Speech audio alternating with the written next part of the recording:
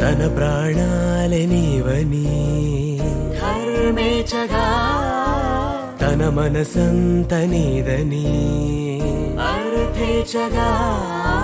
తన వలపంత నీకని కామేచగా అవధులు లేని ప్రేమకై మోక్షేచగా మూడు ముళ్ళతో 7 అడుగుల అగ్ని సాక్షిగా ఇద్దరు ఒకటిగా మారగా మరుపేలేని సంతకం పెళ్లి పుస్తకం మరు జన్మకి తొలి స్వాగతం పెళ్లి పుస్తకం